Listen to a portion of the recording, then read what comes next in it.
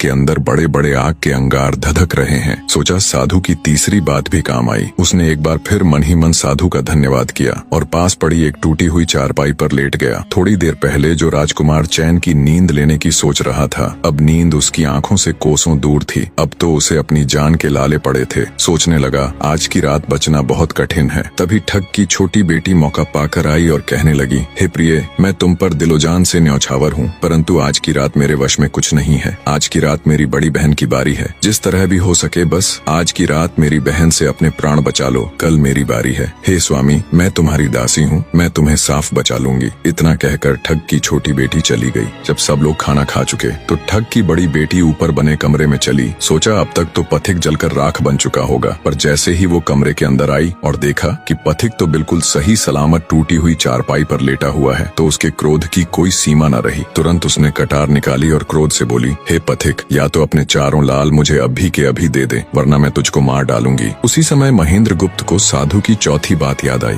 कि कहीं शत्रुओं के फंदे में फंस जाओ तो जहाँ तक हो सके नरमी और ज्ञान की बातें सुनाकर अपना उद्देश्य प्राप्त करना। उसने सोचा कि आज रात बचना मुश्किल है, पर साधु की चौथी बात भी आजमानी चाहिए। महेंद्र गुप्त ने यह सब सोचकर लड़की से कहा, मेरे पास लाल नहीं है। यदि तू मुझको मारेगी तो वैसे ही पछताएगी जैसे बंजारा अपने कुत्ते को मारकर पछताया था। लड़की गुस्से में बोली, कौन बंजारा और कौन सा कुत्ता, क्या बक रहे हो तुम? तब राजकुमार बोला, तुम नहीं जानती तो सुनो लड़की। एक बंजारा था जिसने एक कुत्ता पाल रखा था। वो कुत्ता बहुत समझदार था, जिसे बंजारा अपनी औलाद से भी ज्यादा प्यार करता था। एक समय ऐसा आया कि एक कातक नाम की भयंकर बीमारी के चलते बंजारे का सारा परिवार उस बीमारी की भेंट चढ़ गया और बंजारे की करोड़ों की संपत्ति भी बिक गई। दुखी बंजारा अपने कुत्ते को लेकर आगरा में एक साहूकार के पास जाता है और साहूकार को 10,000 के बदले अपना कुत्ता गिरवी रखने को बोलता है। उस समय 10,000 एक बहुत बड़ी रकम होती थी। पहले तो बनिए ने बंजारे को मना कर दिया, पर फिर कुछ सोचकर उसने बंजारे को 10,000 रुपए दे दिए। कुछ ही समय बीता था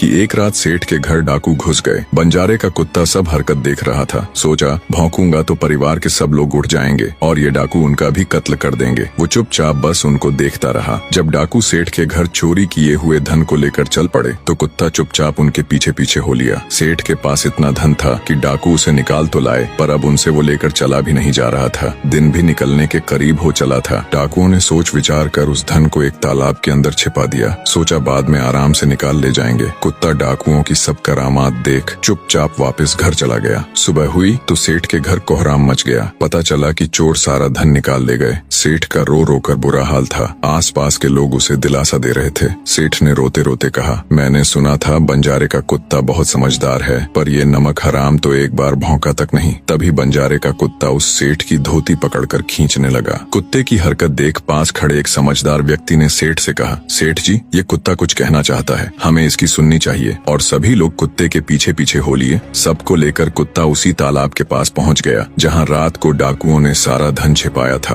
और तालाब में घुसकर अशर्फियों से भरी थैली अपने मुंह में दबाकर बाहर आया। तुरंत सेठ के नौकर उस तालाब में कूद गए और चोरी किया हुआ सारा धन बरामद कर लिया। सब देख सेठ आंखों में अश्रु लिए कुत्ते से कहता है, मुझे माफ कर देना, मैंने तुम्हें बहुत बुरा भला कहा। सेठ ने वही कागज मंगवाया और बंजारे के नाम चिट्ठी लिखी, भाई बंजारे, तेरे कुत्ते ने मेरे 10,000 पूरे कर दिए। मैं तेरे कुत्ते को तेरे पास भेज रहा हूँ। अगर तुझे और भी 10, 20, 50,000 की जरूरत हो तो मेरे पास आकर ले जाना। इतने समझदार कुत्ते को मेरे पास छोड़ने के लिए तहे दिल से तुम्हारा धन्यवाद। बनिया चिट्ठी कुत्ते के गले में टांग उसे नम आंखों से विदाई देता है। कुत्ता घूमता घूमता जब 4-5 दिन बाद बंजारे के पास पहुँचता है तो कुत्ते को आता देख बंजारे के तन बदन में आग लग जाती है। कहता है, मैं तुझे बनिए के पास गिरवी रख कर आया था और तू वहाँ से भाग आया। तूने मेरी बेइज्जती करवा दी। गुस्से में अंधा हुआ बंजारा तुरंत पिस्तौल निकाल कुत्ते को गोली मार देता है और सिर पकड़कर वहीं बैठ जाता है। कुछ देर बाद जब उसकी नजर कुत्ते के गले में टंगी हुई पर्ची पर पड़ी तब बंजारा वो पर्ची निकाल उसे पढ़ता है। पर्ची पढ़ते ही बंजारा फट पड़ता है। वो दहाड़े मार मार खून के आंसू रोता है। पर अब भला क्या हो सकता था। बंजारे की कहानी सुना महेंद्र गुप्त ठग की बेटी से कहता है, एक और कहानी सुनो लड़की,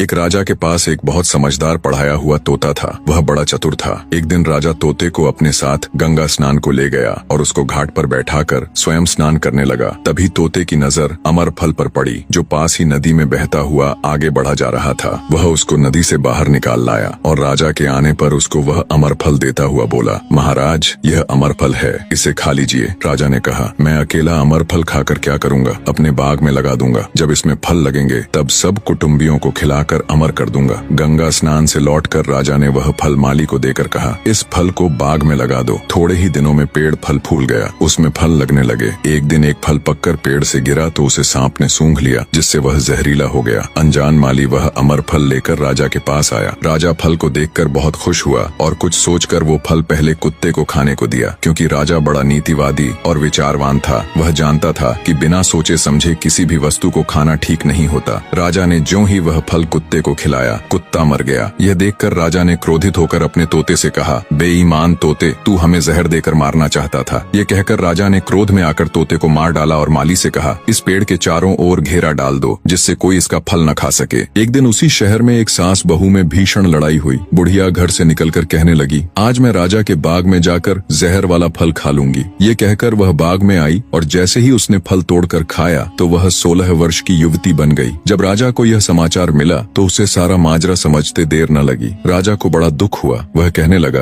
वास्तव में यह अमर फल ही है, मैंने व्यर्थ ही इतने समझदार तोते को मार डाला। इतनी दास्तान कहते कहते सवेरा हो गया। तब ठग की बेटी ने महेंद्रगुप्त से कहा, आज तो तूने मुझे बातों में लगाकर अपनी जान बचा ली, परंतु आज रात मेरी छोटी बहन की बारी है, वो तुझे हरगिज जीवित न छोड़ेगी। जब ठग की छोटी बेटी को पता चला कि महेंद्रगुप्त जिंदा और बिल्कुल सही सलामत है तो उसकी खुशी का ठिकाना न रहा। अपनी बहन को दिखाने के लिए ऊपरी मन से बोली, तुम निश्चित रहो बहन, मैं आज इससे लाल लिए बगैर छोड़ने वाली नहीं हूँ। दिन बीता और रात हुई। तब ठग की छोटी बेटी महेंद्रगुप्त के पास गई और बोली, भगवान का शुक्र है जो तुमने चालाकी से अपनी जान बचा ली। महेंद्रगुप्त बोला, तुम सब ऐसा क्यों करते हो? तब ठग की छोटी बेटी बोली, हमारी तो यही रीति है कि मेरे भाई और बाप